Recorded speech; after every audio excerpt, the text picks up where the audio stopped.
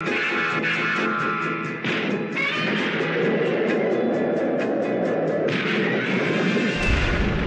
feels like the full Dookie Super Saiyan Goku. I want to win more, and more, and more! Oh yeah, it's the champ. Let's go!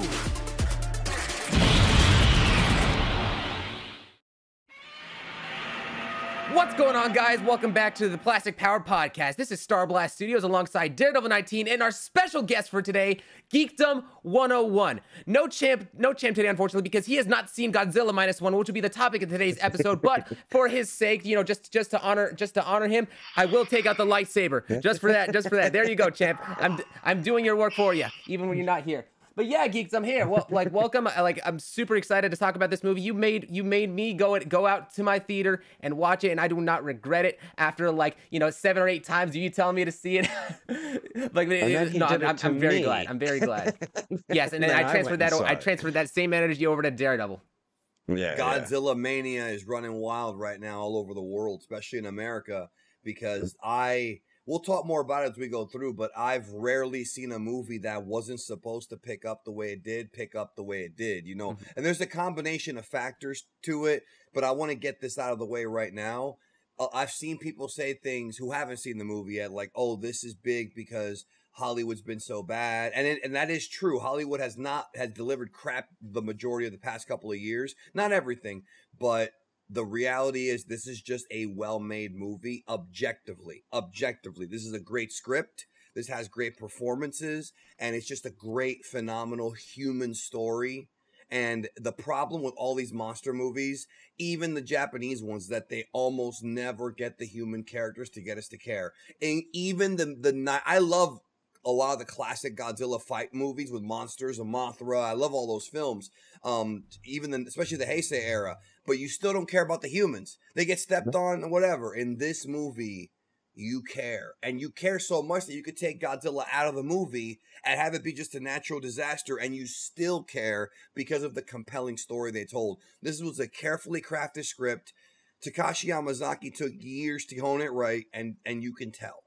Yeah. And it's Absolutely. like you're saying, it's rare for where you care about characters, not just in a Godzilla movie, but like a monster movie, Predator or something. You don't really give a F about them. In this one, you can like relate to them. You just care about them as characters, and You want them to live. Yeah, exactly. And the I tone love of this movie. Oh, go Sorry, ahead. go ahead. The tone of this movie overall, it felt like there was multiple different things. It felt like I was watching an older movie, like something out of like the 80s and such, because of the fact that Hollywood nowadays with its modern era of storytelling just has a lot of that. I guess there's a lot of modernism to like a bunch of movies that really I just don't think works. That they're really trying to push into a bunch of stuff. I'm not going to get into all that stuff because that's a whole separate topic. We actually did a whole episode about that with Jordan the Dragon Lee on a separate podcast episode. So I'd go ahead and watch that. Yeah, not to interrupt you, but I think what you're trying to say, I think I know what you're trying to say. What you're trying to say is this movie instilled family values, because the movie has a very strong family and friendship value, because you see humans working together all over the movie. And I feel like, and this is not really a political thing, but I think a lot of people, no matter where you slide politically, have family values. And I'm not sure and I don't think a lot of movies have really, I think they've grazed it, but not as strongly as this movie did. The movie in this sense, the movie actually felt, I think, authentic to a lot of those values. Whereas in a lot of modern stuff, a lot of the way that they do things is just for the sake of representation or the sake of making it feels forced. It doesn't feel natural. This is the most natural. Feels forced. It feels so right when characters do things. Everything just the movie is just, it balances the characters so well and so great. And as you even pointed out in your own video, and yes, you've done 3 videos on it. Go check out his videos. 4 videos now. Interesting. Okay, well, I was counting the Geekdom video, but okay. I am too. It's 4 with the Geekdom video. Okay. But then the video in and of itself, you mentioned that there's 6 characters have their own arcs and such throughout this movie, and that's what the thing that I think really helps out is that they're really like when you go ahead and actually analyze just how much of this movie is focused in on the characters and not necessarily on Godzilla, it works. It's like, and the thing is that when people hear about this stuff, they think that, okay, well, Godzilla doesn't have any character, and that's not necessarily true. Every single time that Godzilla is on screen, his presence is felt. Godzilla in this movie is meant to be a force of nature. They're definitely going back to the roots, to like what the initial intention of Godzilla was supposed to be, and that was a representation of the nuclear bomb. And it definitely feels here. You feel a sense of terror, a sense of dread, a sense of, you know, like when you're watching this in a theater, all of the sound, all of the sound design is like, it really amplifies that sense of dread. Best sound design I've heard in years. This is one of those instances where even if you're going to watch this on a DVD, like on Blu-ray or like in a very good home studio, it's still not going to be as good as in a theater. And it's not because of the visuals, it's because of the audio. It's the soundtrack in this movie was done so well. And by the way, shout out to the music composer of this movie, Naoki Sato, the same composer for Dragon Ball Super Superhero. He did an absolutely amazing job with this movie. Like, especially that classic Godzilla theme. I loved hearing that every time. It just was that, oh shit. But what's beautiful about that, Sean, or do I call you? Can I call you that? Or what do I call either you one's fine. Yeah, either one. What's beautiful about that is Naoki Sato's soundtrack is very subtle throughout the first half of the film. You hear themes, but it's not. But when the Godzilla theme, so the audio is sort of like this, like sort of very subtle. When you get to the Godzilla theme, it shoots up all the way up. And he did that on purpose. He did that on purpose because the whole movie's like build up, build up, build up, build up, build up, build up, bam. And then when the music hits, Naoki Sato took Akira Ifukube's, and I have tons of information for you guys here. We're not going to get into spoilers yet, right? We're going to talk about that later. Is that right? How you want to do it? We do spoilers however, like this is a podcast, guys. By the way, if you haven't watched the Godzilla -1 movie, get off this video. We're going to talk about spoilers. You should go ahead and see it. And please do not just say, "Oh, I don't care about spoilers." You know, no. This is a film that works better when you don't know what's going to happen because there are subversions in this movie, not like the Last Jedi ones that were stupid. There are subversions in this movie where you think this is happening, but this is happening, but this makes more sense. So it's like, okay, there's tons of that in the movie that will rock you. It will rock you emotionally. This movie's an emotional roller coaster, especially for somebody like me, and I'll get into that later. But what I was going to say was, Naoki Sato took the Akira Ifukube original Godzilla score. He took the one that the first time you hear it in the film, it was from a special 1985 live concert from the Tokyo Symphony Orchestra. He actually used it as a temp track for the film and then re-recorded it with modern instruments. That's why it sounds so like, because the old recordings, because you've seen Godzilla, the old recordings, right? They don't sound quite as crisp. And actually, shout out to Legendary Pictures. When they brought the theme back in King of the Monsters in 2019, they also remade it with the same notes. So I give them credit for that. Even though those movies compared to this one is like ice cream and horse manure, but at least they have enough respect. There's respect with these movies. But what I was going to say was the second time you hear the score was Godzilla Suite Number 2, and that was taken from Right. It plays twice in the city. Yeah. The first time you ever hear it, it's Godzilla Suite 1. That was borrowed from the Godzilla versus Mothra, the Mothra versus Godzilla original film, which is the one that goes da-na-na, da-na-na, da-na-na, da-da, da-na-na, da-na-na, da-na-na-na-na-na. Bro, I love that fucking music, bro. I'm sorry. That is from Mothra versus Godzilla, so right? does Samoa Joe. Yes. Trust me. That was the first thing I noticed about Samoa Joe because I've been a mark for Godzilla in my life, at least, in different ways. I love Samoa Joe. But okay. Same here. But you're going to get me to talk about wrestling. Don't do that. So we're going to go down a rabbit hole. It'll be a 5-hour show. No, but what I was going to tell you was, and then if Suite Number 2 was taken from that Tokyo Symphony thing, very good. I can send you the audio if you want to hear it. And then the third one that you hear at the end during the finale, because you hear it not during the credits, but during when he's pulling down the cables and the ships are starting, and you hear it one more time. Dun, dun, dun, dun, dun. Naoki Sato actually used the American Legendary Pictures version and remade it. You can tell because that one goes, you know, dun, dun, dun, dun, dun, dun, dun, dun, and then it goes, and you hear this sort of, it's called a reverse cymbal. It goes, it has that break, right? And then it goes, dun, dun, dun, dun, dun, dun, dun, dun, dun, dun, dun, dun, dun. And that's when the ships were moving, like that. He borrowed even from the Legendary Pictures one. But the point is, Naoki Sato knew what he was doing. To me, though, there's other themes, like the scene where Koichi's in the plane near the climax. He's flying. That was, dude, that sounded straight out of like Legend of Zelda Final Fantasy. That was like Nobuo Uematsu, like legendary. It was beautiful, bro. No, he did a great job composing the music. Phenomenal job. But to me, bro, and we're going to talk about the scene, I'm sure, during this podcast. Please click off if you've not seen this for the last time. I want these guys to get views, but I want you to see the movie and then come back. It's more important that people see this movie than for us to get views. This is one of those exceptional videos that I will ever say that. Not to mention, it's playing for a limited time. Some cities don't even have it anymore. Some have guys it missed for a out. few. Yeah, Toho's gonna extend it as long as people keep going to see it, but that could end at any day now. So it is. Let me just say this: if there's one movie you have to see in the movie theater this year, this is the one. Oppenheimer. I loved Oppenheimer. 80% of that movie was talking inside of an office. You can see that at home. I love that film though. Also Barbie, same thing. You can see that at home if you like that kind of stuff. Other movies, even I would say, some of the Marvel ones you can see in theaters, but Marvel hasn't really delivered that many great movies this year. Even Guardians Volume 3, I would say, if you have a nice, like, big TV with a nice little sound bar, you'll be fine. This one, you cannot replicate it at home because the sound design, the sound engineering is so tippy top with the soundtrack. Plus, Godzilla on the big screen, you see so much more detail. And it's so, and for a CGI mostly character, he looks real throughout most of this film. This is the most realistic CGI, and it was made for, the reports coming out now, it was made for not 15 million, under $15 million.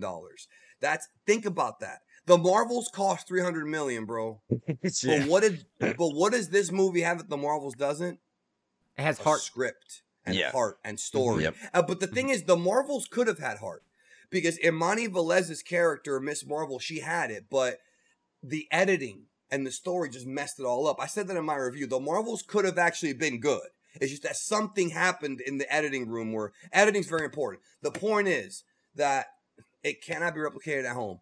So what I was going to say, last thing I was going to say on this is the most powerful scene of the film outside of like the human stuff, Godzilla scene, was Naoki Sato's composition of the atomic breath scene, because when the Godzilla music dies down and the tanks fire at him, there's a big smoke cloud, very Dragon Ball Z-ish. We have the big smoke cloud. Did we get him? Did they get him? Is he dead? Right. And then but Dragon Ball does that, right? The big smoke cloud, and then here comes Goku. And then you got like but then Godzilla is like, you have like this slow build up. You see like the spikes, like along Godzilla's spine and his tail, like all started like go up like with blue light. Like you see like the. Wait, we're not there yet. We're not there yet. Okay. So the smoke. I'm gonna describe it, bro. I've seen this movie 3 times. The smoke moves out of the way, and then you see at the side of his head, and it goes, boom, and the movie theater shakes. The movie theater shakes. Bum, bum, bum, bum, bum. And he looks over at the tanks like, okay, my turn. and then they cut to the city streets. Huh? Right. It cuts to the city streets and it's in slow-mo. And that's when you see the spikes going up on the dorsal fins going up blue. And if you're not how they extended out as they were lighting up. That's something I've never saw in a Godzilla movie. No, it's new. That's new. It was unique. Yeah, it had to have been. It's very unique. Okay, let me rephrase. That's not entirely new. They did it in one other movie, but it wasn't like this. It was just the ones up here that got big. Okay. But yeah. But the way he does it, you see it in one of the TV spots, not the same. Yeah. The camera pans up his back, and it's slow. It's very slow. This was done on purpose to build horror and fear and anticipation for the big climax. of the Yep. move.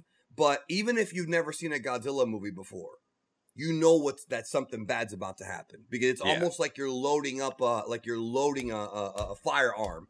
Boom, Yep. boom, boom, boom, boom, and then the way that he breathes back, and you see the blue. It's never been like this slow. And then of course, while this is happening, they're cutting to the streets, and we're seeing the faces of these horrified Japanese people. But unlike the older Godzilla movies, these extras, these people could act. One of the things that Yamazaki did in this movie that a lot of other Godzilla movies or monster movies fail to do is shoot it from the ground. Because sometimes they have these wide shots where you see Godzilla like this and there's a bunch of cities around him. Here they went up close. You see there, and the people were like so horrified. It was so real. This is about as realistic of a Godzilla. This is the most realistic. I forgot I was watching a movie. Yeah. That's what it No, came it, to. Yeah. it really is. Yeah, Because like you're and then when really scared for these people. right, and then he drops the atomic bomb on Ginza, his version of it, and then the aftermath music plays. Noriko, whatever. We'll talk about that later. And then we have the, as I call it, the history of Trunks moment, where the black rain falls, and then Koichi's looking at him, and he cuts that promo where and his crying, bro. His performance here was Amazing. Godzilla, because he blames himself because what he was thinking. If Just I those shot screams. him Yeah, on you Oda just- Island, Mhm. this freaking thing took everything from me. Yeah, It took Yeah. and that one. I don't think he really realized that he loved her up until that point, which happens to a lot of guys. But Yeah. and then the roar, and then Godzilla just says, "I'm out of here." And then what a great movie, bro! That I'm gonna just say this. I'm just gonna say this to close off this part of the conversation. I've seen hundreds of movies in movie theaters. Hundreds. I've seen all kinds of different horror movies. I've seen some really good stuff. The most disturbed I've ever been in a movie theater was the end of Hereditary. I wasn't like scared, but I was like shaking because it was so creepy weird and well ass done. movie. Yeah. Do you remember the ending? Don't spoil it. Yep. Yeah, and so I got up and my legs were shaking. I was like, "Whoa!" Like that was a freaky ending, That And I've director seen does all creepy kinds. shit. Oh yeah, Ari Aster's great, and Yeah. so he's great, bro. He's amazing. It's very creepy and it's very unsettling. I've seen a lot of like Conjuring movies, I've seen a lot of horror movies. Yeah. This was the most terrifying thing I've ever seen in a movie theater. I think it was the most terrifying scene. Maybe I'm the only one. I wasn't alive when Halloween and Exorcist came out in the 70s, but I think this was the most horrifying thing I've ever seen because it was not fun. It was serious. Every time Godzilla does the atomic breath, it's like, yay. In this movie, it means certain It's no death. joke. And, It's and no you don't joke even in this want, movie. and it's not just the main characters you don't want to die. You don't want any of the Japanese people to die because if it's after World War II, they're rebuilding. They've lost their families. They've lost their children. They've lost their parents. They've lost everything. What it is, and I think that obviously at the time that all those other horror movies came out, like you didn't see it in the theater, right? But like. I can just tell you, right? Like I already know straight up that the scaling is different because it's not just like one person that they necessarily have to build up in order for you to get the care. But you actually care about the civilization and the people that are. They do such a good job. Like the people that are like reporting Godzilla on the top of the building. Like you already Jimmy Firecracker. The Jimmy Firecracker. You already kind of get a sense you like I these knew people, and then you see them. You see them fall off the building when Godzilla's tail hits it. Yeah. No. I knew they were gonna His die. his tail hit the movie theater. Oh, his leg hip hit Yeah, that yeah. building That's right, and that's went right. down. Yeah, Yeah, that's right. and His hip hit it. and then the Yeah. camera pans. The directing in this movie, bro. My God, Yeah, But the thing also, what I love about this movie is anytime anybody sees Godzilla for the first time, it's like they have this looks on their face that any of us would have if we saw it. Like it was really good facials. Even like, Noriko, when she first sees him, because she only heard about it from the main Right. character Koichi, and when she first sees him, you could see how frightened she was. Like, holy shit, this guy wasn't ever joking. But Gogeta. yeah. Yeah. That whole scene dude, with her in the train hanging, I'm like, oh my god, it's That a was good very stuff. the tensions so it I builds was up in here you. for You're her just watching. yeah, you are scared for these characters for their lives and just the whole country of Japan with You what want to they're know going why? through. I And I love the time realized period. just the importance of the scene at Odo Island really, I think, set the tone. With all of those people dying at the beginning, it really just sort of told you in a subconscious manner that this movie is going isn't wi- it, this movie is willing to, like, kill off a lot of the important characters. Yeah. You think that, the main character and, like, someone else is going to be important. No, all of these other characters that you're introduced to Oda Island, they end up dying.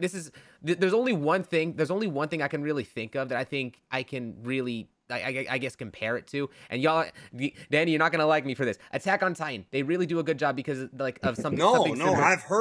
I've heard the same thing you have about Attack on Titan. I haven't seen it yet, but Yeah, I've like, heard they that, do a good yeah. job, I think, of making you, like, sort of understand these characters, and also, like, sort of like them. Like, the characters in the military, you kind of get, like, a good sense of, like, their overall personalities and such. And it's a very good introduction because as soon as they're killed off, you actually feel the weight. And it's like you also feel Koichi is like, obviously he needs to go to the fighter jet, but then you see him all scared. It's just like, it makes that whole thing so believable. And seeing Godzilla just, like, sort of kill off all of these soldiers, like, the stakes that is up in this film. You actually can, if that scene at Oda Island did not actually take place, didn't actually show any of that, you wouldn't feel that same sense of terror and dread for all of these other people in this movie because of how well they just set up the tone at the very beginning. It's so good. To add to what you're saying too, another issue these Godzilla movies have, both American and Japanese, is a lot of them don't even show you Godzilla until 30 minutes into the film. Like, you have to wait Yeah. and wait and wait and wait and wait. Yamazaki was smart. We see a little bit of him in his base form, I guess you can say, His smaller early. form. His real form before he mutated, yeah. Mhm. And that was very smart because they're already telling you, okay, this thing is mean, it's aggressive, it's horrific, and they're already showing you death within the first 10 minutes of the film, give or Mhm. take. Definitely, So that, and then we can take a break from him, then we come back, take another break. They spaced out the Godzilla stuff, I think, very well. And Yeah, I they think that it did. was And he go ahead, sir. okay. I was gonna say, and I think that when I like as horrific as that first scene is, I actually realized that it was very smart for them to, like, shoot that scene at night. And just, like, thinking Yeah. about it from the perspective, because when you're shooting it at night, it's actually more budget friendly on the CGI aspect because it's in the nighttime. A lot Right. of that you don't have to worry about the actual design of Godzilla. That's why when it's in the daytime, they're putting a lot more of, like, careful Detail. and planning design into the detail into him Yeah. and all of the other scenes that where you see him, like, trashing down the city, or you see him, like, swimming through. Bro, when Godzilla's swimming and you see the effect that he had on all these other ships as they're going over and trying to, like, get all of these, like, gather up all of these mines. It's like his presence is there. Oh, and the other thing too, all of the dead fish that is, like, in the freaking That was great. Oh yeah, That the was deep great. sea fish. Yeah. Yep. I don't deep sea think I don't fish. see them really focus in on, like, the natural disasters that occur. Like, it's like the calm before the storm. Right. Yeah. It's It tension adds building. to the terror. Yeah. And that's all Jaws. I mean, all of that the sea scene in the first third of the film is all Jaws, man. That's Mhm. he borrowed so much from Jaws, dude. So, but I love how before we even get to that scene, again, this guy knew how to make a movie, bro. Mhm. Yamazaki He knows what did, he's yeah. doing. We have all that build up with Koichi comes home. I mean, the movie hits you right in the heart from the beginning. The mechanics all die except for one, Tachibana, who's a very important character, named after the main character of GMK. There's another Godzilla movie. This movie had Easter eggs from other films, but they all do that now. Yeah. Even Batman movie, every movie does that now. So Yeah. so then you get to he comes home. Just pretend that you're him. You come home from war, you're disgraced you didn't take your own life as a kamikaze, which was stupid. And I also love this movie's anti-government, anti-suicide message because, Yeah. like, I love how at the beginning Tachibana's like, I don't blame you, man. We already lost the war. Why sacrifice more human life? And that was the doc had a speech later in the film that was really about that, how the government at that time didn't care about the people, didn't care about the soldiers, and this time we got to do it ourselves. But then he comes home, He goes to his house. That's his house at the beginning of the movie. It's wrecked. There's nothing Yeah. left. From Parents are the dead. Hiroshima bombing. Yep. No, that wasn't Hiroshima. Oh, that No, wasn't no, it? no. No, Oh, that's that not was just some Hiroshima. regular, He wouldn't. basic He attack. would not have been able. He would There'd be not have too been much able to- radiation left over if that was Right. Hiroshima. That was from the firebomb air raid attack. So Hiroshima and Nagasaki took like hundreds of thousands of people, but America's firebombs on Tokyo killed about 200,000 civilians and destroyed the city. If you look at photos of Jeez. that in real life, it's like Yeah. it's like New York being demolished by like the aliens in Avengers, except Independent- worse. Jeez. Well, that too. Actually, that's a good. Yeah. That's good. That Independence thing. That does a great job of.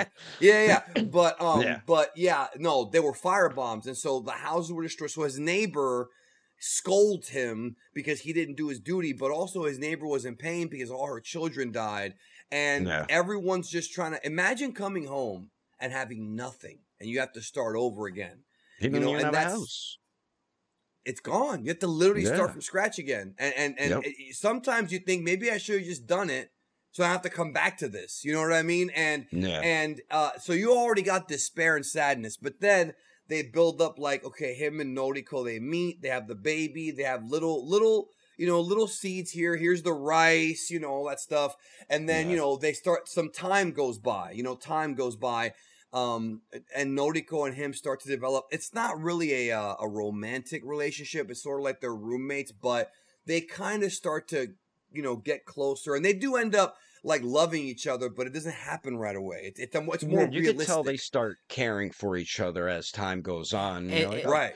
And the best And quote they- and such and that it really didn't have- explained It didn't have a Hollywood kiss. You don't need a Hollywood kiss. Exactly. You don't need Yep. it. Yeah. absolutely. Go ahead. Just the part I was where gonna he s- breaks down and she's hugging him, That's a you beautiful see right scene. there. Yeah. Go ahead. Yeah, that Keish. too. I forgot what I was gonna say. Dang nabbit. Well, well, Don't worry yeah. about Well, it. if you remember, let me know. So they're all together, and then there's the scene where she's like, "I'm gonna go to the city and get a job." The neighbor starts to take care of the baby because they don't really know how to do it, and then she goes and does that. Takes the job at Ginza. He's got a house finally. It's like a year went Yeah, by. yeah. He's got a house in Tokyo. He's good. He's taking care of the baby. Meanwhile, America's doing the hydro bombing tests, the Bikini Island ones, and they happen to hit Godzilla, and they actually show like the footage of the bomb going off, and you hear Godzilla screaming, "Ah!" Yeah. And which was You actually just kind pissed of him off. right. Okay. And it's like now bad stuff is coming. Do you remember now? Yeah, I remember now. So basically, it was like the fact. So it's interesting, like the way that they specifically built up the characters. Because the baby was not her baby; it was someone else's Right. baby that she decided to take care of. And she's Well, so she was no, always not the related. the baby's mother's dying breath was like, "Please take care of my baby." Yeah, His mother yeah. died She- So, like, in the then- bombing. Promised. Yeah, Yeah. and so they're not actually so like the thing that I realized is so like I think it even adds even more to like the impact of the movie is the fact that a lot of this family wasn't even necessarily made out of like normalized like like means. It was made out of the fact that everyone trying to like stick together to help out one another and support each other. Noriko and like the baby Noriko the baby and then They all and went then, through similar tragedies. exactly Right. exactly And the so- baby's too young to even know. The baby Yeah. calls him daddy, and he says, "I'm not your father." And then his friends are like, "Bonehead, what are you doing to traumatize this Yeah. girl, bro?" Like, Like, that's she not and that's thinks so, you're the that, father. and that in and of itself, and I remember, I think he was you who said this. That's Be part a of the reason man. why this movie is called -1 because they're not starting at ground zero. They're starting but like even less than that. They don't have a house. They don't have nothing. They have to start from like Well, absolute- Godzilla's the -1. They start at 0 as the beginning. When Godzilla shows up, that's when they drop down to -1. You know what I but mean? like what I'm yeah, I guess yeah. so, but it's like one other thing too, and this is the fact that like why it's so realistic and like why there was no love. It's like and this is the quote I absolutely love from the movie. They ask him why did you never like tell Noriko your feelings? What it's like because I'm still fighting my own war. I'm still Are fighting. you talking about after Godzilla's first attack in Japan? Yes, Okay, absolutely. so yeah. Oh, I love that Noriko- scene. Yeah, why didn't you marry her? He's like, "You didn't think I wanted that because Yeah. my war's still not over," which was, oh my god, that's one of the most alpha lines, bro, ever. My war's not over because Yeah. he feels like because he didn't sacrifice. What a this right here, bro, is writing 101, bro. This is character writing 101. He has this incredible sense of survivor's guilt on multiple, and it keeps hitting him. He didn't sacrifice himself in the war. Others did. Some of them were his comrades. He comes back, gets banished for it. Then he didn't kill Godzilla when he had the chance on the island, and all the people died. Tachibana blames him. Then he loses his chick. That was the last straw. And if you remember the scene where he's traumatized, having the dream, and he tells her, he confesses the truth to her, and he's like, maybe I'm already dead. You know, and he's like, I hear them calling to me from beyond the grave. And she's like, no, that's just your imagination. It's ghosts that you're creating. She tells him, she goes, if you came back from the war, it means you were meant to live. And I what a great. And he was movie, being tortured by all his failures. His guilt. His guilt. Yeah. Yeah. And then when he wakes up the next morning, he looks over at his parents, like his little shrine for his parents, and he goes, maybe I can start over. Maybe I can live again. And then when he loses Noriko, there's that scene where he's depressed and he goes, it's my fault. It's my fault for thinking I can Blames himself again. Yep. Oh my and God! A lot yeah, of people because can relate to all of this. You blame yourself for things all the time that technically isn't really your fault, but you look at it like it is your fault. So there's a lot of things you can relate to the main character in it, even if you don't fully relate to him. You really feel for the guy, and you understand where he's coming from. You relate to a lot of people in this movie. You relate to a lot of people. Even all of his crewmates on the job that he gets, they're great. You care for each one of those characters, and you can relate to a lot of them. Like when he tells like what you were saying, when he tells the baby, "I'm not your father." Like even I would be like, "Hey, bonehead, don't say that. She's a little girl and she doesn't have any parents. Let her call you that." For now, He didn't even want the responsibility until later, because in his mind, the only way to atone for his guilt is to actually go through with the sacrifice. Yeah, that's what he thought. But the guy who saves him was Tachibana, who was like, "No, dude, the most powerful line in the movie: live for her, live." And had he not lived, he would have never gotten what he got at the very end of the movie. They did such a good job of building up that indecisiveness. Is like, is he gonna live? Is he gonna die? Like I kind of figured in my head, like, if he actually dies, he's an asshole for just leaving that kid without a okay, I thought that too until I watched it the second time, and I realized that in his own head he felt like he was unfit to raise that kid, and he thought that the neighbor, because remember the neighbor says earlier, I already raised 3 kids, so I thought that too at first. But when you go back and you see the film, that's why I like seeing it. I saw it 3 times in a week, 3 times in a week in the movie theater, twice in IMAX, because I wanted to experience it. I don't care. It's just because, like, even if the fact that she's still able to raise kids, the fact of the matter is that kid still looks at Tachibana as a father figure, bro. Right. She would have been orphaned twice. No, I get your point, but I'm letting you know. Yeah, but I'm letting you know from his perspective. I know his perspective. I think it's just ultimately because I understood his perspective, and I understood the character. They did such a good job of it. It's just still, it just would have not been. It still would not have felt conclusive or right if he was to go and decide to die in that moment from what they've shown in the movie. But you don't realize that until he actually survives. That's when everything kind of comes together that you were thinking. That's when all these thoughts that you have come together, and then they beautifully cut to the scene that we didn't see. This is straight out of Dark Knight Rises, bro. He borrowed that from Dark Knight Rises, bro. You know what I mean? I genuinely did think about this in the theater, and it was just because of the kid. They did a good job of actually making you think, look at the kid and care about the kid and such. With the fact that.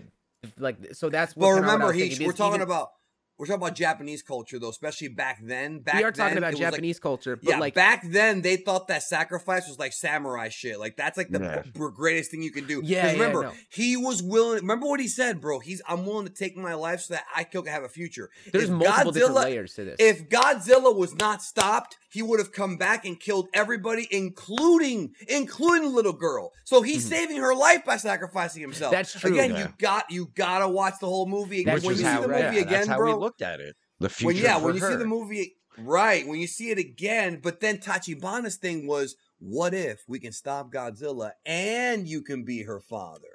Yeah. And that's why the best character arc was Tachibana. Mm. He hates him. He blames him throughout the whole movie. And he had a small part.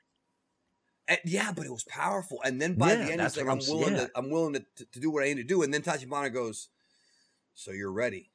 Like, now you're ready. Now you have the spirit of courage. Now you basically showed him that you've become a man now.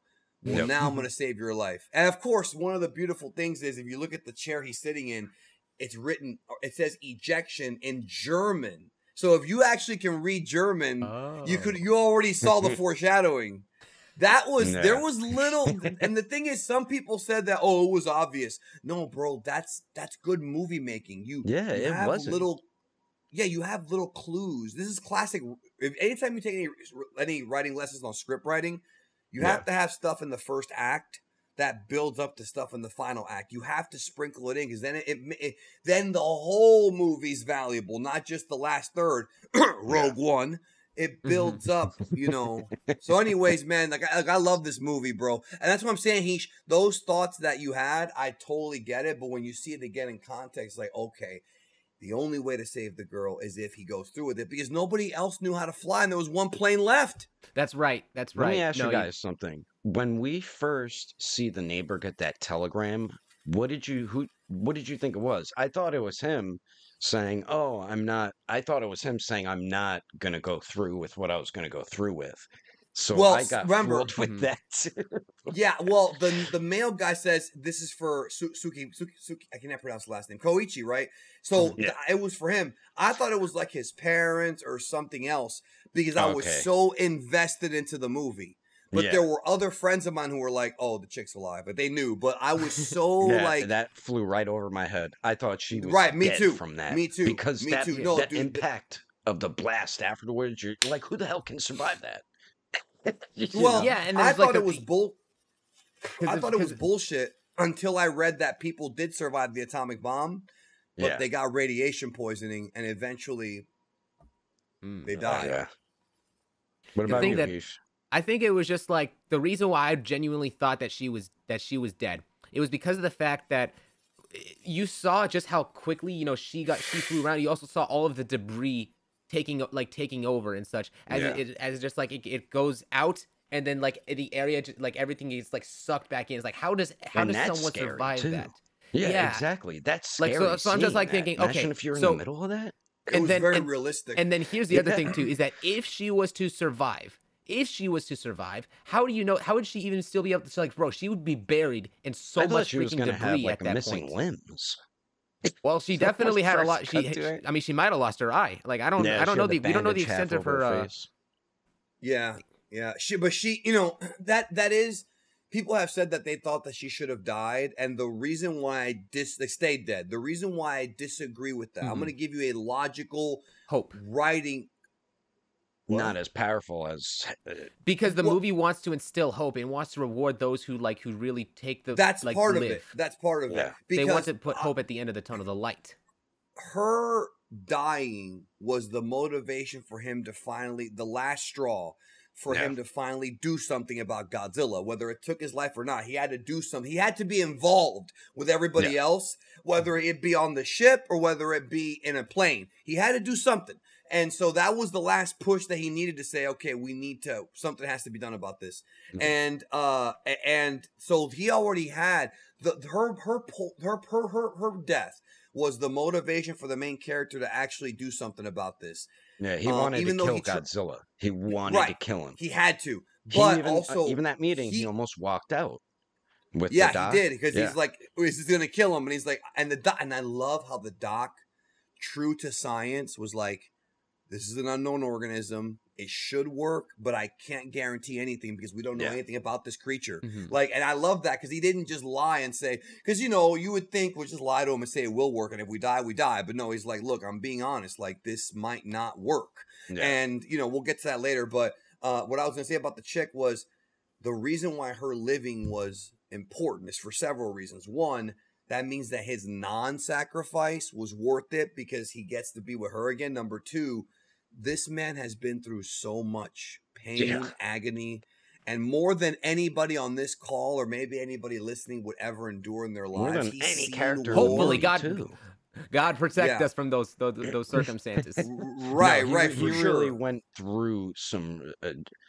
Dude was Yeah. traumatized. He had Guilt. PTSD, Yeah, not just from the PTSD. war, but from that first Godzilla attack. The And the guy second was one. really going. Mhm.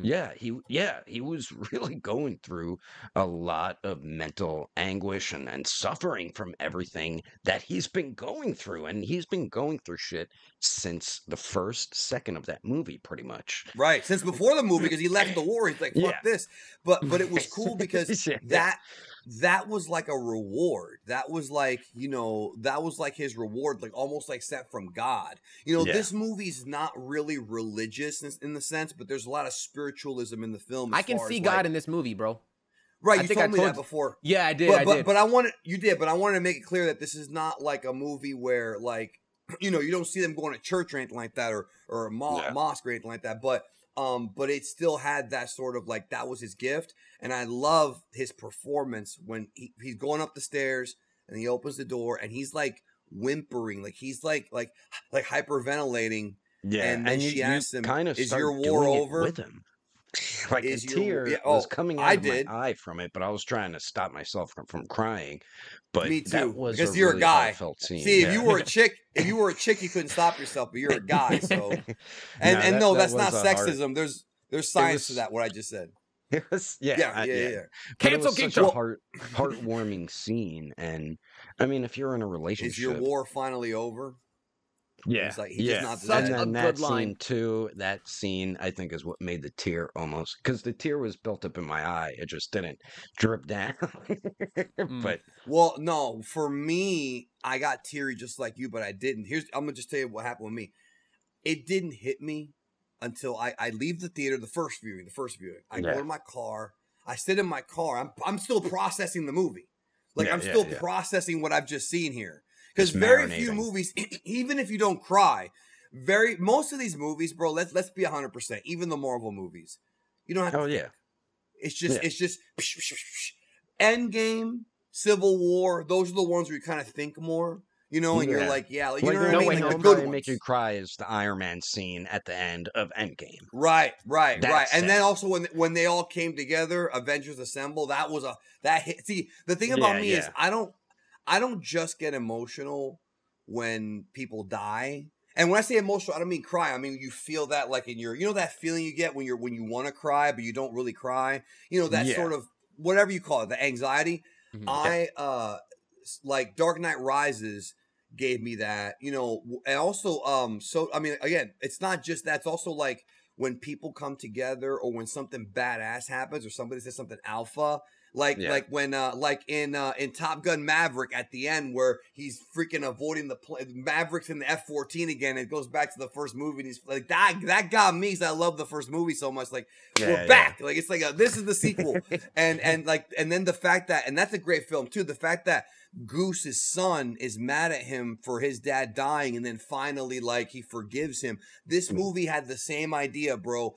Guilt. Forgiveness, family. These are very powerful things that have resonated with me in my life, especially in the past 4 years. So when I'm in the car, the first thing I said to myself was, I think this movie should be nominated for Best Picture. But and I can't lie to people about that, but I feel like well, that's not what I was thinking. I know it is. It actually should be Best Picture. But I said to myself, in that category at least and nominated, definitely, yeah. Facts. But what I said to myself was, I was like, how the am I going to be able to explain to people that a Godzilla movie is Best Picture? I'm going to look like a idiot. I'm going to be called a fanboy. Oh, you just like it's Monster Pro Wrestling. Of course you're going to like it. But the assholes. thing with this, there was no monster fighting. No, Neither. But Sean, I know what you're saying. No, what I'm saying is people who haven't seen the movie, when you see somebody else say it's like a Best Picture nominee, the first instinct might be this guy's full of shit. What? But when I got home, Even my mom was like that. When I told her, when I started talking, like when I told her there's like a Godzilla movie, she's like, I'll pass. And then I told her all the other stuff, like, all right, maybe I'm interested. Let's watch. Well, you know what it is? A lot of people think of the old Godzilla movies, even like, or even the current ones, the Kong ones. They're those stupid. too. They're silly movies. That's why, like, they're badass, but they're silly. Yeah, my mom, You know? yeah, they're just fun to watch monsters fight. But when my mom asked me what I'm seeing, I'm like, oh, I'm going to see Godzilla. She kind of like giggled because she knew I used to love Godzilla. I mean, I still do, but she knew like I Right. loved watching it growing up. So she kind of giggled. But I'm like, no, it's getting really good reviews and everybody's loving it. And even on Rotten Tomatoes, that's I think the audience 98, score is like 97. 98. Yeah, and then the Mhm. critics is like you said 97. So it's and we're not just saying it's a great movie. It really is. It tugs on your heartstrings. You It's feel an art house fear. Godzilla movie, is what it is. I'm You know trying to what I get more mean? and more Yeah, people to pretty watch it, bro. Like, much. Yeah, uh, he's like even at work, scary. I'm telling customers, you need to go see this movie. I'm telling people who are visiting this morning, you got to go see this movie. Even That's just what I his was doing. teeth That's scare what I was you. doing because here's the thing, bro. Again, I want to reiterate. You have to trust me on this one. I have seen hundreds of movies in my life, many of Oh them in yeah, I know. theaters, I used to and watch not all your reviews all the time. If a new yeah, movie and I'm would sure, come out, yeah, and I'm sure you've I'm seen a the lot same too. way. And Mhm. but no movie has ever hit me this powerfully as this one did. Mhm. Like Especially, and there's good ones, but this one hit me like my whole body. But yeah, go ahead, you were saying. I could tell when you really like a movie and you want people to see it. You don't just upload it on World of Geekdom. You upload it on your main channel, Geekdom I thought 101. about that. I thought about Yeah, that because which I've I only done noticed that. because I saw that popped up, Yeah. so I started watching that one. I'm like, he really good. I mean, he was even telling me how much you really loved it. Mhm. Yeah, but it's we're not just saying like, oh, one of the greatest movies. It really is, and the acting's top notch. You feel every single emotion these actors Every are emotion. putting into the film, and the director was probably telling them directing them as well. But them as actors, they did so good. Even the main actor, I knew I recognized him as I'm watching, and I'm like, where the hell do I know him from? And he is from Rurouni Kenshin. He played Yep. the young kid that Shishio, the main villain, trained, and he was phenomenal in that He's a too. great performer. Yeah, he is, but just not just him. They were all top notch. Even the neighbor, even the what was the guy in the beginning who didn't die and blamed Koichi? Tachibana. Even him, he had very minor parts. He's in a lot of live action movies too, bro. I think he was in the Rurouni Kenshin too, but he had I think such so, minor actually. parts, but such a huge impact in the scenes he was in, and you just. What'd you think about the scene where he's punching him like it's my fault they died? I'm sorry, I had to get your attention somehow. And then he's like, I don't want. And then he's like, we can stop Godzilla. How? He's weak on the inside, and he tells him the plan. And he's like, you and I can. He's screaming it to him too because he was about to leave him, but he needs him, and he needs him to understand. Like, look, we need to kill this thing, and the only way to do it, we need your help because he's a plane mechanic. Right, that's correct, right? The Sean, interesting did you know that's a real plane? Yeah. That plane was like a real prototype the Japanese never got to use. Yeah. So it's pretty much a plane just like built backwards in a way. So you fly backwards. It was right, and it was meant to be like that. It was actually a legitimate anti-bomber plane that the Japanese government were developing, and it never got tested. That's real. Same thing with the remember the battleship that Godzilla fought in the first act? That's a real battleship. This guy took. It's almost like what Tarantino does. It's like the real world and an alternate timeline, because it was Douglas MacArthur there was no fictional anything politically. Douglas MacArthur's mentioned, and then they're like, we cannot use our forces because the Soviets is during the Cold War. If we move our military closer to Asia because Russia's right up here, they're gonna think we're engaging. Yeah. And it was very tense, because they had nukes too. But right. But what I was going to say was, I was just asking if you knew about that. What I was going to say was my first showing, right? I didn't cry, but when I got in my car, I was like, I said I have to explain it to people. But then when I go online, I see a lot of people who are not even Godzilla fans talking about this movie. I see the scores, and I see 10 out of 10, 9.5 out of 10, 4 out of 5, 5 out of 5, 100 out of 100. I see nobody's giving it a bad review. Yeah. And then I see people, I saw this one chick who was like, I spent the entire 2 hours crying, which I get it. Because the movie hits you from the beginning, bro. His parents are dead from the beginning, bro. Like, that's already hard. The thing is, like I told you, I lost shit. everything he's been through. I felt extreme guilt in my life for mistakes I've made. I lost Yeah. my parents. I've been in breakups. Godzilla took my chick, even though Godzilla's her disgusting leftist freaking feminist friends. Okay. He took my chick from me. Sorry, Different but that's version what of happened. Godzilla. That's what happened. Yeah. But borderline personality disorder took another one. That's Mothra. No, all joking No, aside, even though, if I'm it's just not everything you kidding. can relate to, there's at least one thing you can relate to Right. with Koichi, Right. or two, Mhm. or everything. There's a lot of things you can relate to. It might not be identical, but you can relate in what you've been through in your life. Yeah, so there's that's there from the beginning of the movie. So, and throughout it, there's more and more. But all the way to the end. It rocks you. It gives you happy, sad, happy, sad. Yeah. He comes home, it's sad. But you're then that happy for him montage with where this family, they pretty much yeah, he gets a job, he makes new friends, he's starting to Yep. make money. You see him in a little motorcycle, like giving her money, like, okay, the we're happy family times. that organically You know, grew. I That's feel what like the word I was if this looking for. movie was done by Hollywood, we wouldn't have the intro they would have had. They would have shown Koichi before. Well, before going into- Godzilla would have been like Puerto Rican and trans. If they were no. if it was If it's, Hollywood. okay, no. We'll say this. It's like if they were. Well, I'm just thinking if they're focusing more on the characters, they would have actually shown Koichi's life before he went into the military. That unnecessary stuff that we don't need to see. This movie doesn't need That's any true. of that Yeah. stuff. That's a good That's why point. I'm just like Hollywood just doesn't know how to They used to know. make. They used to know. yeah, with Terminator they and like did. a bunch of other like very very good. Predator. That's why I'm saying this feels like an 80s 90s movie. Now, like modern Hollywood has lost its touch. Yeah, Like, It some- even looks like an older movie. Like the way Yeah. he shoots it, it even Yeah. looks like that. like what I was saying, Because- I love the time period. It's directly after World War II, and it's mainly in like the mid-late 1940s. And right. I know you know this geekdom, but the first The Godzilla movie, costumes.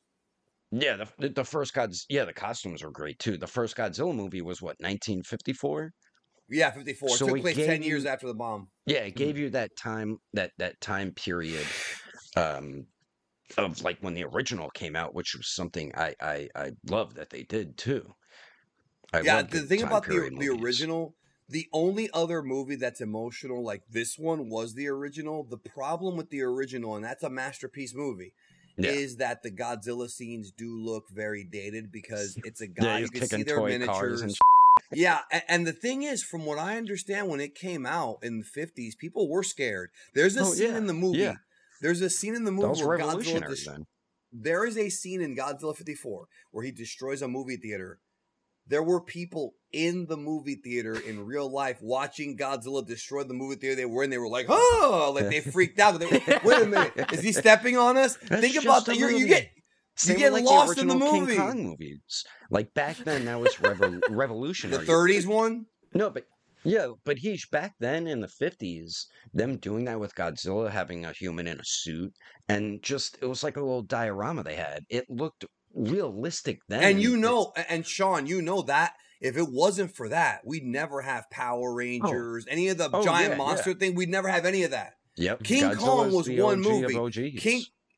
King Kong was the first like big monster, and Godzilla was the second. But Yeah. Godzilla and the whole giant monsters thing bled so deeply into Japan. We got Power Rangers. Anytime you see a giant monster in Japan, no matter what it is, it's from Inspiration Godzilla. from Mhm. Godzilla, yes, definitely. That's why they even did the original Godzilla versus King Kong. I remember that movie. I used to watch it on repeat. But Yeah, yeah.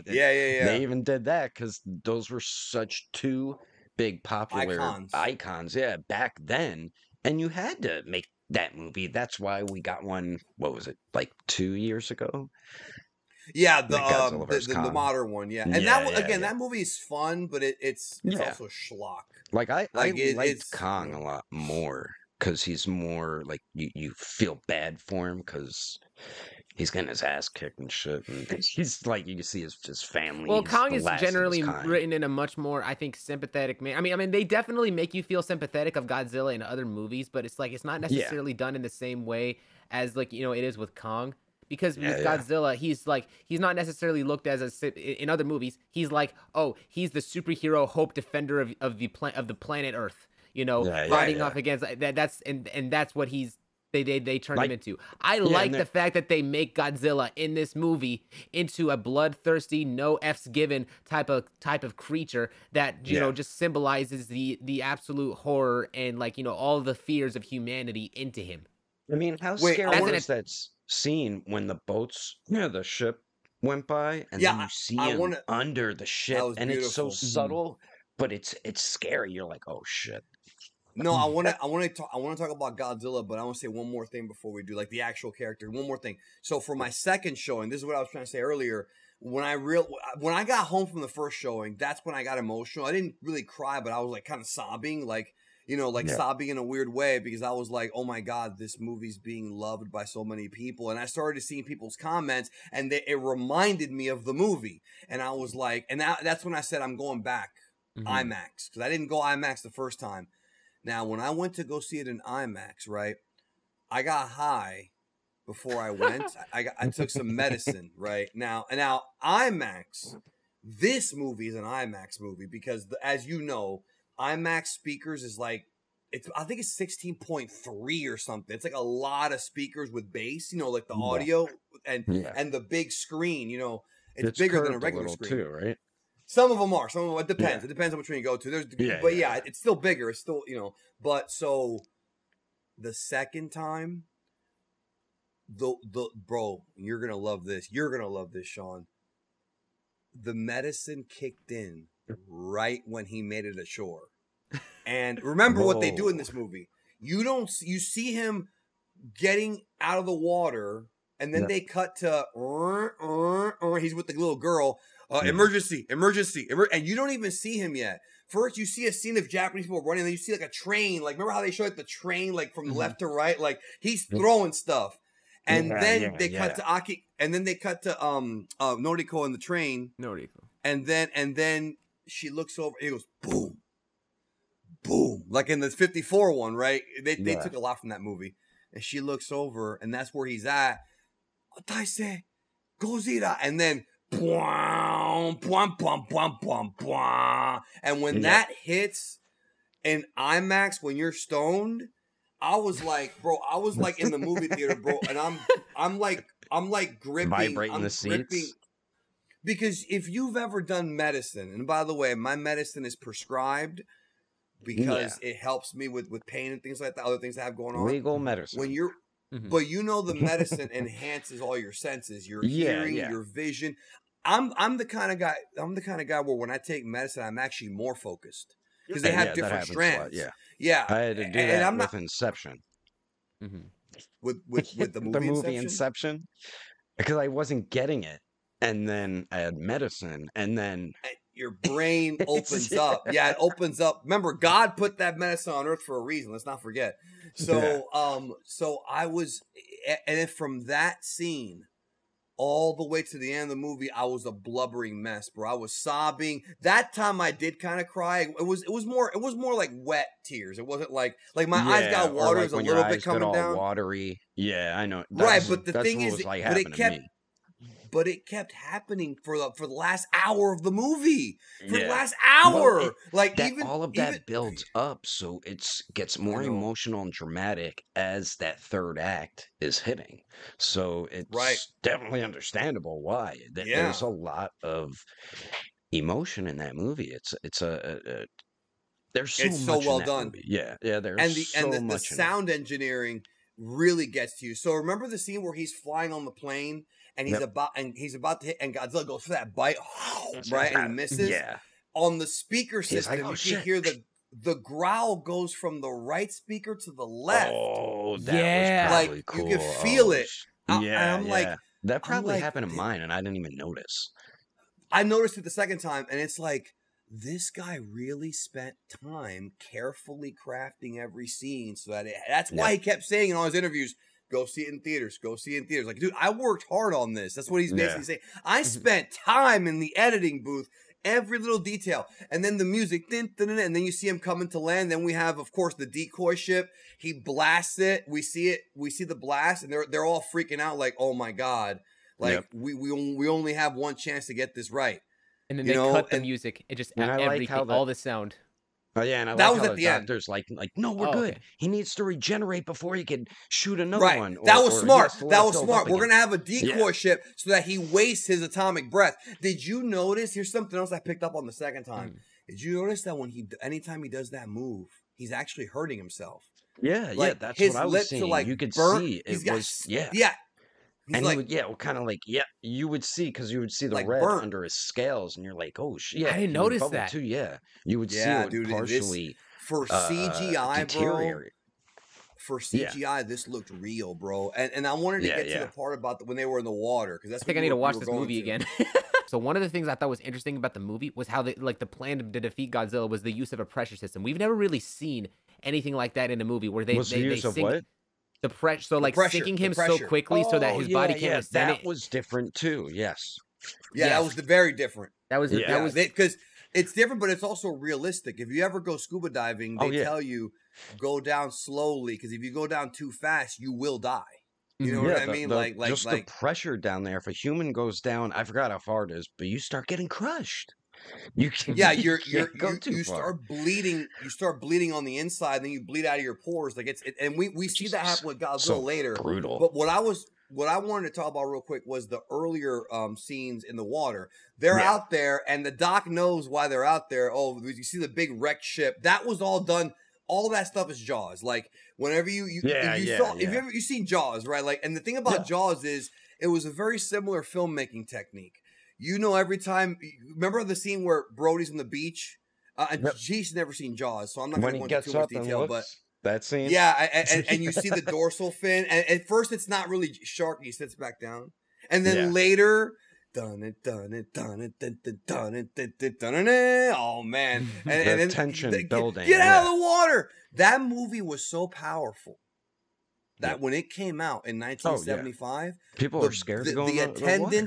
The attendance for the beaches went down that summer by I think it was 60%. People were afraid to go to the beach. That's why I love Jaws 2's the poster for Jaws 2 says just when you thought it was safe to get back in the water. That's brilliant, bro. Even that when I is would swim brilliant in a pool, marketing. Even when I was in a swimming pool, I would sometimes feel like Jaws or a shark is behind me, but I'm in a goddamn swimming pool. That's the effect that movie had on people. So, yeah, a lot of people are like, screw that. I'm not going in the ocean to go swim.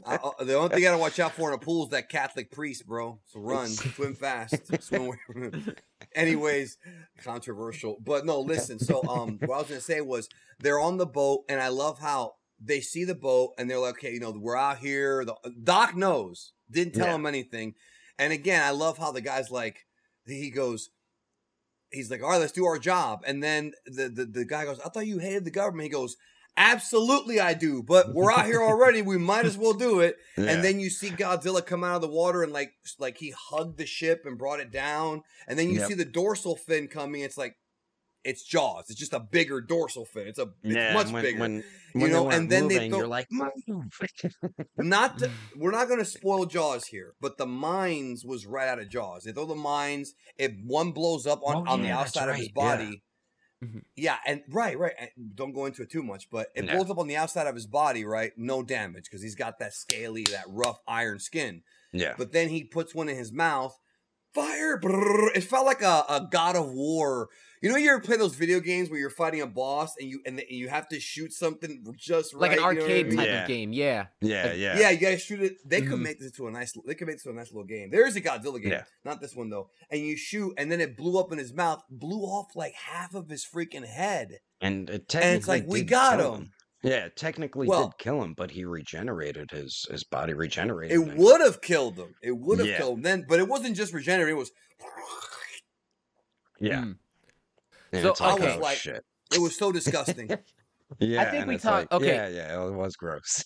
So in order to kind of reach us to the end of this podcast, I think it'd be a good idea to sort of talk about what exactly their plans are for the future. So what We this don't is know. apparently the beginning. Well, no. This is But I'm not ideas. done. I have At I have least a more to This sequel. is the say. beginning. This is the beginning of another Godzilla Possibly. cinematic franchise. Yeah, possibly, because that's the reason why at the Yeah. very end they show Godzilla still in the middle of regenerating. Like he's clearly going to come Yeah. back. That Now, was the little tease for a sequel. Yep. here comes the biggest question for this franchise moving forward.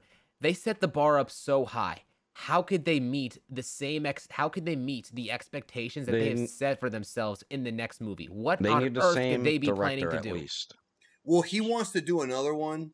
Yamazaki God. wants to do one more. I just don't know if it'll actually be a Godzilla movie or if it'll be another monster. There are other monsters they can do. The issue is no matter how much this filmmaker's being praised right now, the reality is the name Godzilla sells tickets, especially in Japan. So you could do Rodan, Mothra, it'll do okay, but I don't think it's gonna hit. Also, what you're I'm thinking worried, maybe like Rodan comes out and I'm just saying. There's multiple different ideas that they can spin in here. But Godzilla's popularity is so much bigger. The only thing I'm worried about is this movie was so realistic, so serious, so powerful.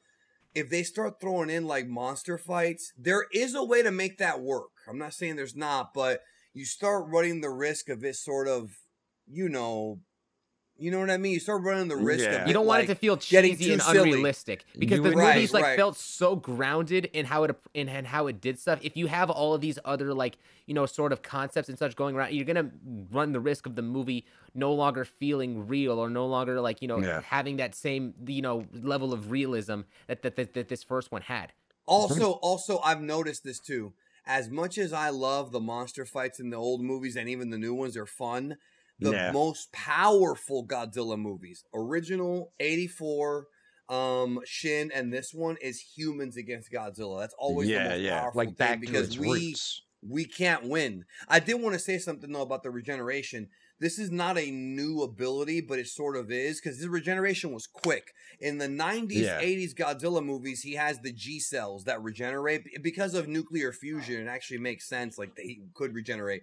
But I love how the pressure brought him down. Then he's got the atomic ray right, and boom, it just turns off. Yeah, okay, that we was got cool him too.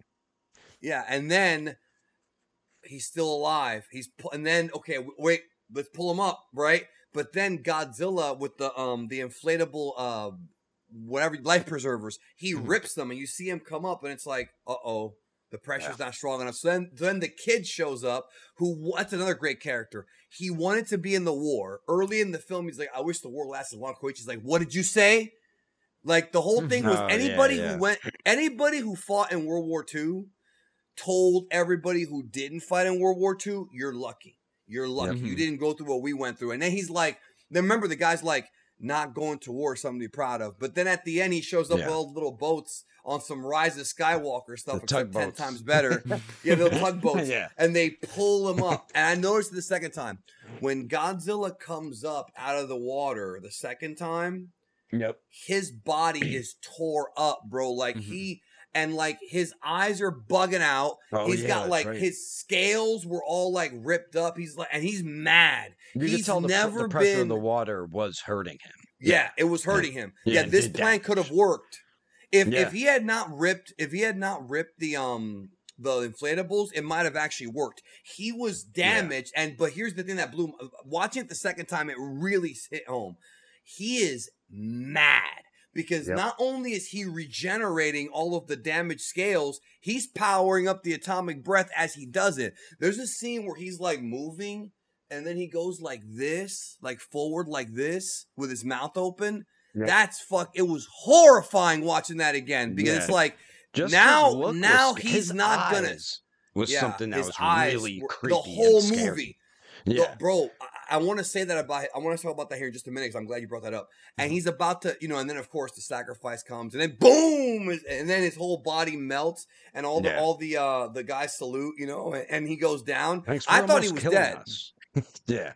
I thought he was dead, and then when he regenerated, I'm like, okay, well we've seen this before. So we'll see what happens. That was the only thing I was like, he's probably going to come back. You generally would have thought that Godzilla would be dead right there if it wasn't for the that scene of him in the water after. Yes, you're right. And Yamazaki said that the reason as to why Noriko survived in Godzilla is because he likes the idea, because they were like, oh, well, it could have been set up for a sequel, but it's more so he likes the idea of these characters living on in our heads.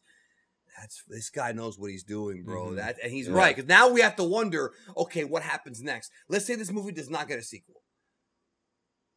is Godzilla going to come back and specifically, because the Godzilla in this movie's vengeful. He will not stop until humans are dead. He's never been this evil before. That's why I told people, I said, Godzilla is the embodiment of evil. Because it wasn't just that he was a natural disaster. He was vindictive. He was angry. He liked hurting people. It hit me the second time. When he's in the city stepping on them, bro, right? He always does that. That's nothing new. Yeah. But they're all running from him.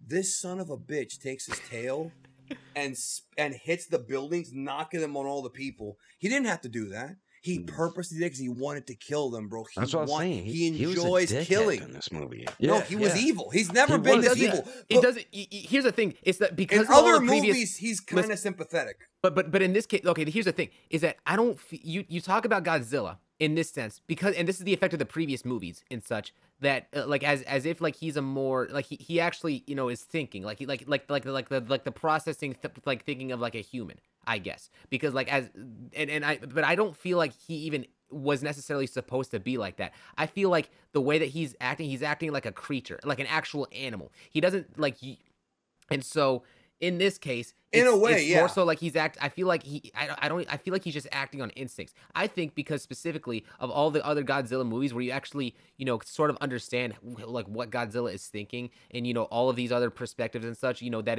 is given to, to Godzilla character, we're sort of exposed to Godzilla character. Whereas in this, he's not even supposed to, I don't even feel like he's necessarily meant to be like a character that you can sort of get into the mind of. I think he's just supposed to be an animal running on instincts. Is what it is. That's the thing. I thought the same until the second viewing when I saw him knock over the buildings, and I'm like, okay, he wants to hurt them. I'm not saying you're wrong, but I'm saying he views them as let's say he is an animal. He views them as a threat and wants to kill them even if they're innocent. He doesn't know who dropped the bomb on them. He probably figured out it was a human. And you can at least say that.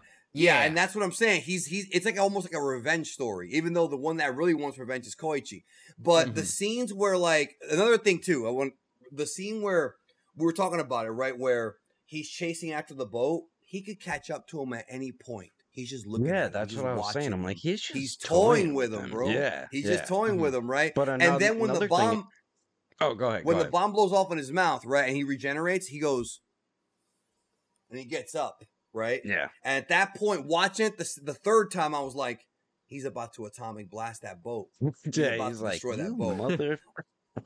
And then the ship comes up from the side, boom, boom, boom, boom, boom, boom, and they did some damage to him, bro. And he gets up, he's fighting.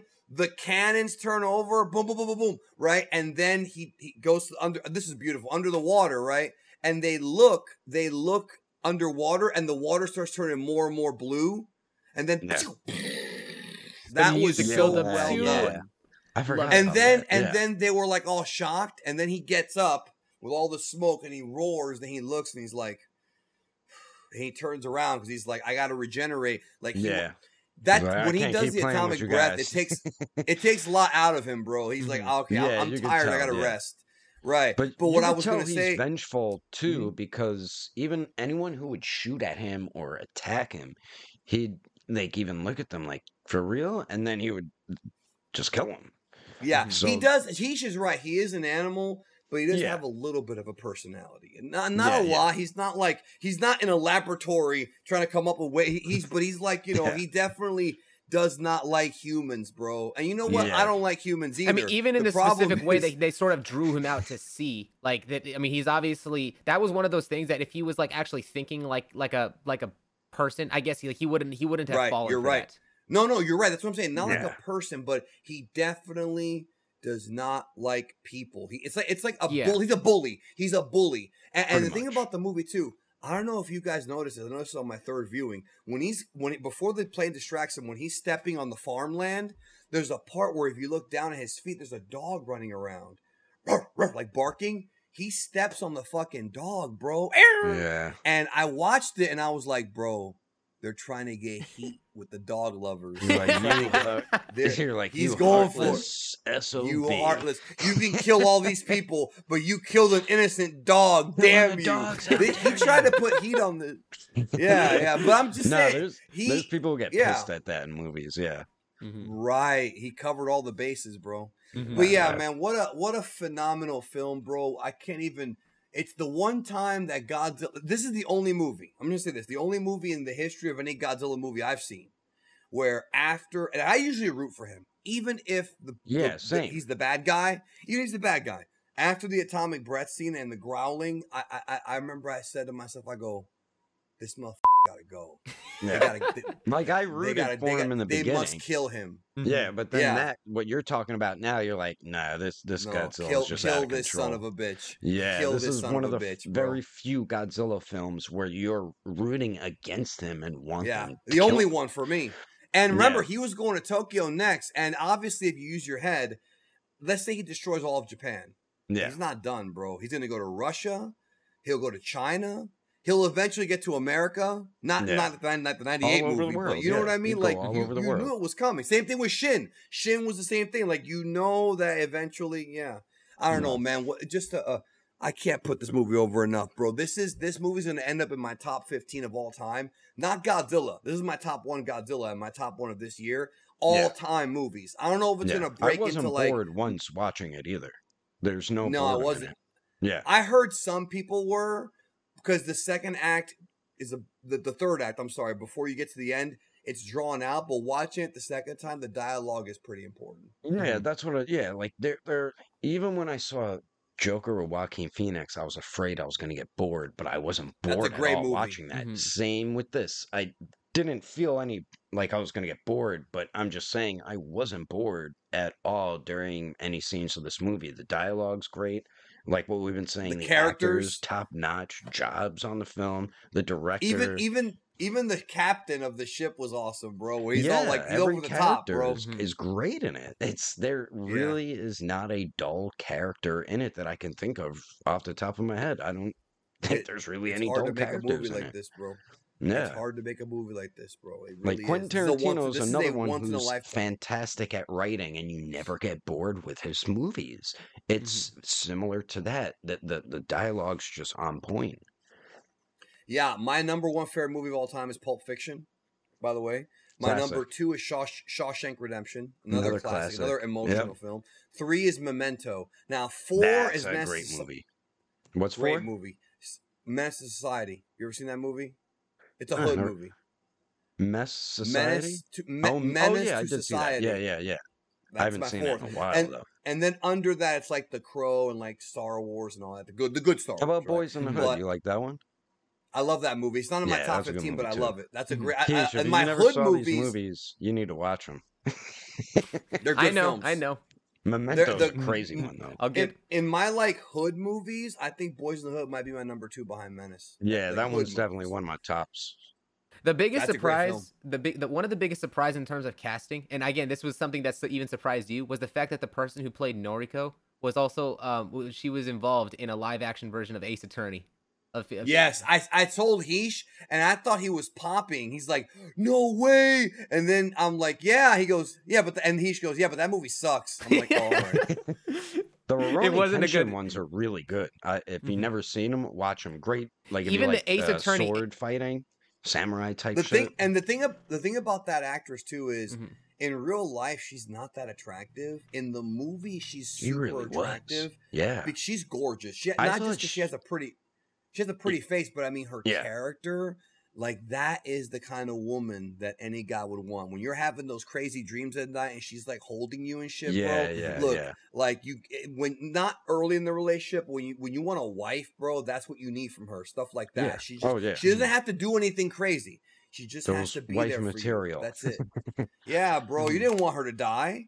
Oh no, yeah. That's why when she died, I was mad. I'm like, come on, you just killed Noriko? Come on, man. Bro, my jaw just dropped. I couldn't. Yeah. I couldn't. A part of me just could not accept it. It's like we didn't because we. Yeah, I know. That's why it was so fulfilling because like it was like I figured she was dead, but it was like the way that I was feeling was like. It wasn't denial because like, oh, she's still alive. It was denial because you don't want to accept, like they do such a good job of putting you in the character's shoes. You just don't want to accept that she's dead because there's nothing in your head that you can like logically make you think that she could survive in that moment after impact, what happened. Yeah, the way it just took her back, and you're just like, oh, and then seeing the aftermath, you're like, nobody can survive that, nobody. So I thought she was done. Me too. Yeah, I fooled, Yeah. but then later on, like I said, I found out you could. One last thing, you noticed the radiation poisoning in her neck.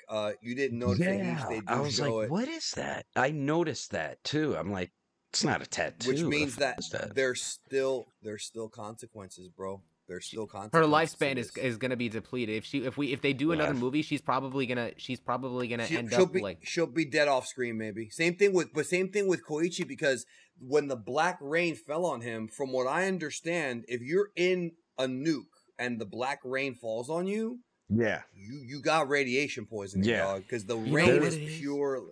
because like yeah, there's a that true actually story that of that actually is happening an to angle people. I think that they can really do a good job of tugging his strings for if they were to do a sequel. Is like just being The in the little girl perspective- goes after Godzilla. No. Just the perspective and such of seeing someone you love be in so much pain and having to have to suffer in a hospital as a result of like the poisoning. Like you see them, sort of depleting, and you want them to tug onto life, but at the same time, life is gonna be a sense have in the that actually daughter hurts grown them up. more. The more that they exist from the effects of the radiation poisoning.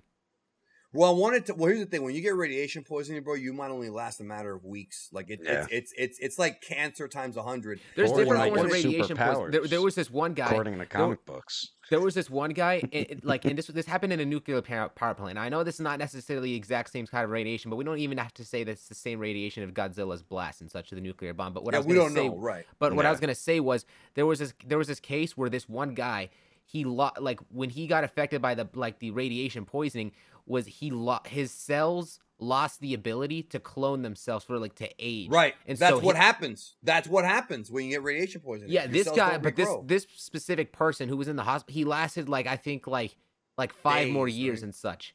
In a Years. yeah, years. So that's It definitely. depends.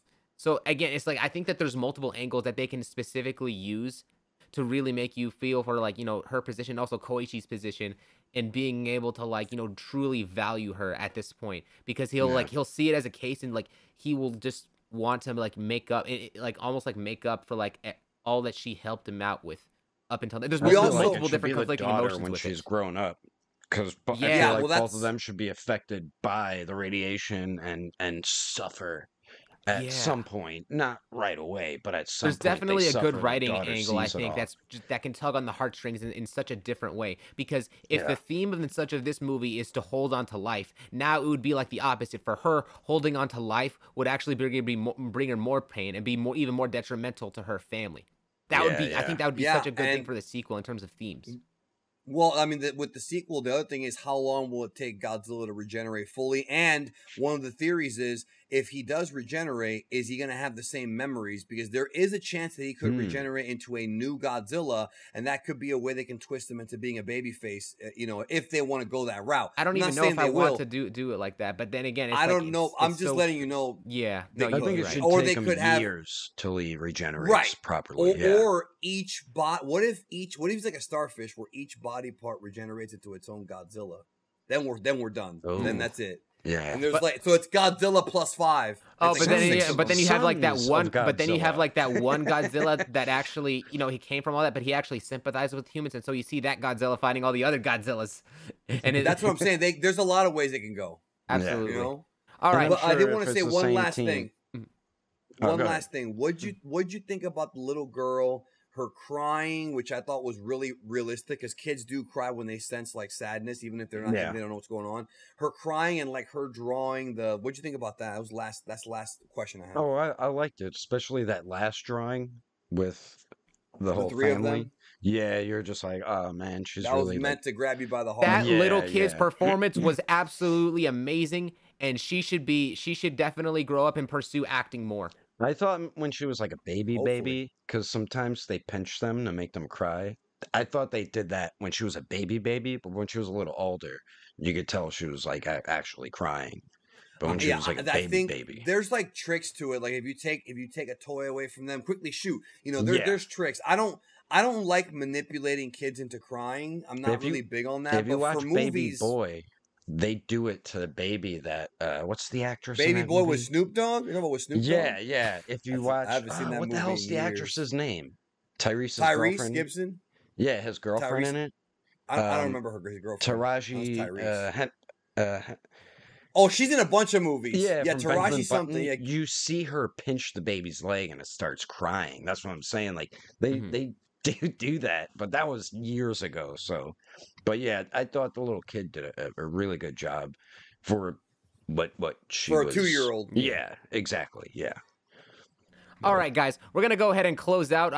Let us know what you guys thought about this movie. If you did see it, if you didn't see it, and you only watched this movie, you only watched this podcast, shame on you. But like, yeah, we'd love to talk about it.